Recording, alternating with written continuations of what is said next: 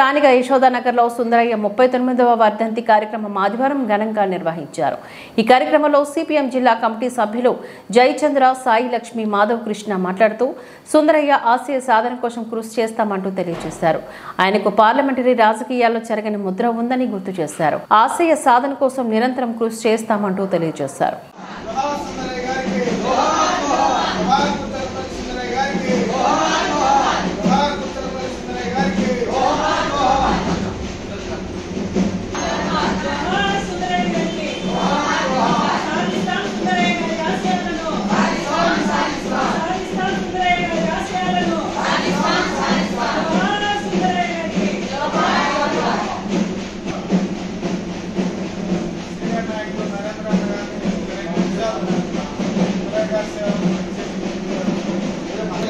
సందర్భంగా సుందరయ్యనగర్లో ఈరోజు సుందరయ్య గారి చిత్రపటానికి పూలమాలేసి నివాళులర్పించడం జరుగుతుంది.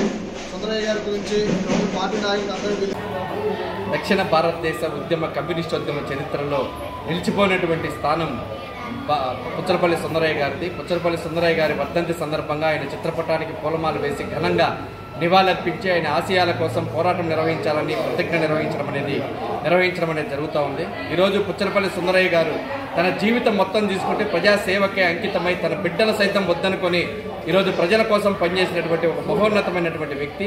ఆయన ఆశయాలను ఈ రోజు వరకు కొనసాగించాల్సినటువంటి అవసరం ఉంది. ఆయన ఆశయం ప్రధానంగా సోషలిస్ట్ వ్యవస్థ నిర్మాణంలో ఒక భాగంగా ఉండాలని చెప్పి అనేది ఆయన కోరుకున్నాడు.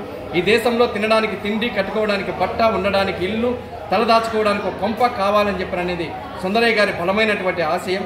ఆ ఆశయం కోసం భారత కమ్యూనిస్టు పార్టీ, మార్క్సిస్ట్, అదేవిధంగా ఇతర సంఘాలు ఆయన ఆశయాల కోసం బలమైనటువంటి పోరాటానికి, ప్రభుత్వాలకు వ్యతిరేకంగా ఒక పోరాటాన్ని నిర్వహించడం అనేది జరుగుతుంది. ఆయన చిన్న వయసులోనే స్వాతంత్రోద్యమ చరిత్రలో ఒక పెద్ద ఎత్తున పాత్ర పోషించి ఆయన చిన్న వయసులోనే జైలుకి వెళ్ళడం జరిగింది.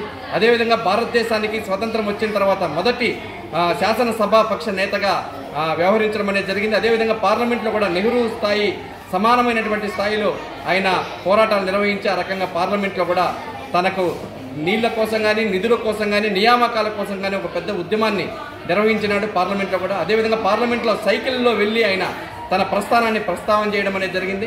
ఆయన అనేకమైనటువంటి సొసైటీని ఏర్పాటు చేసి పేద ప్రజలందరికీ కూడా తక్కువ ధరకే సరుకులు అందించడం అనేది నిర్వహించడం అనేది జరుగుతూ ఉంది. ఇట్లాంటి అనేకమైనటువంటి కార్యక్రమాలన్నీ కూడా సుందరయ్య గారు నిర్వహించారు. ఆయనకు ఘనమైనటువంటి నివాళులు అర్పించడం జరుగుతుంది. ఆయన ఆశయాల కోసం తుదికంటకు కూడా పెద్ద పోరాటాన్ని కొనసాగిస్తామని ఆశయాల కోసం అని చెప్పని విషయాన్ని తెలియజేస్తా ఉన్నాం. పల్లి సుందరయ్య వర్ధంతిని పురస్కరించుకొని సుందరయ్య నగర్లో ఈరోజు ఆయనకి ఘనంగా నివాళి అర్పించడం జరిగింది. సుందరయ్య గారు కలలు కన్నటువంటి సమాజం అంటే సమాజం రావాలని, అందరికీ కూడా కూడు గూడు నీడ ఉండాలని చెప్పి ఆయన కలలు కన్నారు. అట్లనే కార్మికులకి మెరుగైనటువంటి జీవితం కావాలని చెప్పేసి ఆయన కలలు కనడం జరిగింది. వీటన్నింటి కోసం కూడా పిల్లల్ని సైతం వద్దని చెప్పేసి అనుకుని సమాజ సేవకు అంకితమైనటువంటి ఆయన అందరికీ ఆదర్శం. ఈరోజు రాజకీయాలు మొత్తం కూడా డబ్బులతో పడిపోయినటువంటి పరిస్థితి అనేది మనం చూస్తూ ఉన్నాము.